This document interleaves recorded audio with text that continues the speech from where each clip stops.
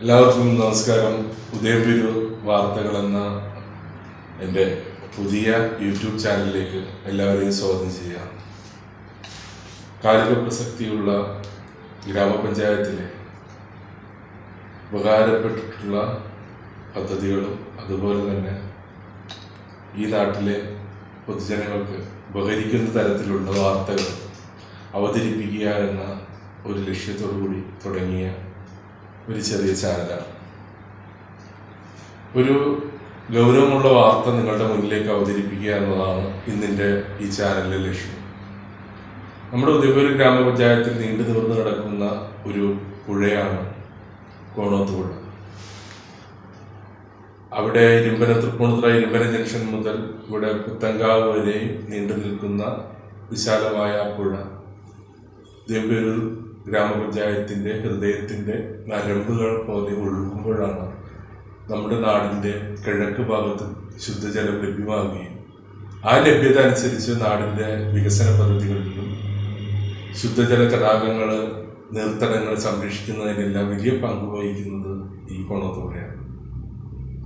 ഇന്നലെ അവിചാരിതമായി ഉണ്ടായിട്ടുള്ള മഴയിൽ പെട്ടെന്ന് പുഴ നിറയുകയും ഒരുപാട് മത്സ്യങ്ങൾ ആ പുഴയുടെ മുന്നിൽ തടാകങ്ങളുടെ അരികിലും അതുപോലെ തന്നെ പുഴയുടെ നടുക്കുമായി കൂട്ടമായി നിൽക്കുന്നത് കണ്ടപ്പോൾ അതൊരു അത്ഭുതമായിട്ടാണ് തോന്നിയത്.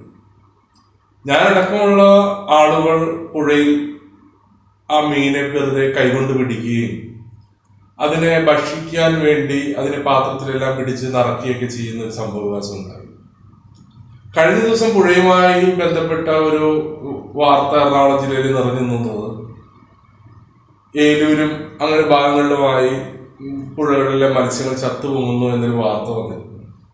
പക്ഷെ പെട്ടെന്നുണ്ടായിരുന്ന ആ ഒരു ശക്തമായ മഴയില് പുഴയിലെ മത്സ്യങ്ങൾക്ക് ഓക്സിജൻ ലഭിക്കുന്നതിന് വേണ്ടി കലങ്ങി മറിഞ്ഞു ഒഴുകുന്ന ഒരു പുഴയില് പെട്ടെന്ന് മത്സ്യങ്ങൾ മുകളിലേക്ക് പൊന്തുക എന്ന് പറയുന്നത് ഒരു യാഥാർത്ഥ്യം തന്നെയാണ്. പക്ഷെ ഇന്നലെ പൊന്തിയ മത്സ്യങ്ങളെല്ലാം ഇന്ന് ഉച്ചയോടുകൂടി എല്ലാം തന്നെ മരണപ്പെട്ട അവസ്ഥയിൽ കായലിൻ്റെ സൈഡിലും അതുപോലെ തന്നെ തോടുകളിലുമെല്ലാം കരിമീനും അതുപോലെ ചെമ്പല്ലിയും നന്ദനും ഒക്കെ ഒരുപാട് ചത്തുപൊങ്ങിയായി നമ്മൾ കണ്ടു.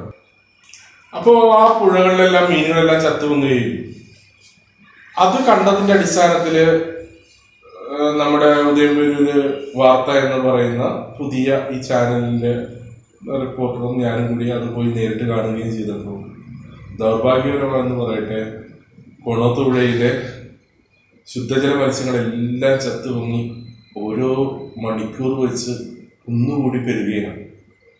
ഇതിനെ നമ്മൾ ഒരു രാഷ്ട്രീയവൽക്കരിക്കാനല്ല ഈ ചാനൽ കൊണ്ട് ഉദ്ദേശിക്കുന്നത്.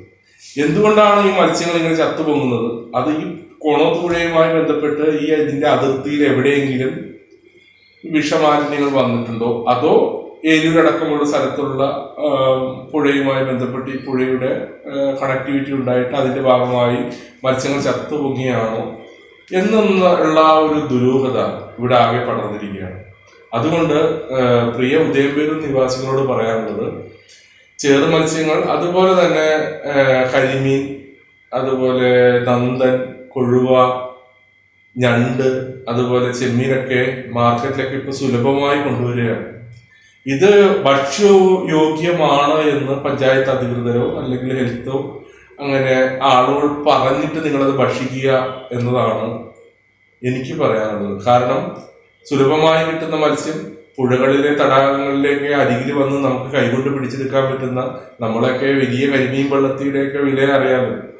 കരിമീൻ്റെ എല്ലാം ഇന്നത്തെ വില വെച്ച് നോക്കുമ്പോൾ കരിമീൻ കായലിന്റെ സൈഡിൽ നിൽക്കുന്നു, എടുത്ത് വെച്ചുകൊണ്ട് പോയി കറി വെക്കുന്നു എന്നതെല്ലാം മാറ്റി കുട്ടികൾക്ക് അടക്കം ഇതെല്ലാം അത്ര ഇങ്ങനെയുള്ള മത്സ്യങ്ങൾ കൊടുക്കുമ്പോൾ അതിന്റെ ഗുണനിലവാരം നമ്മൾ സ്വയം പരിശോധിക്കുകയല്ലേ, അല്ലെങ്കിൽ നമ്മുടെ ഉത്തരവാദിത്തപ്പെട്ടവരുടെ റിപ്പോർട്ടുകൾ വായിക്കുകയൊക്കെ ചെയ്തിട്ട് നിങ്ങളിത് ഭക്ഷിക്കുക എന്ന് മാത്രമേ ഉള്ളൂ.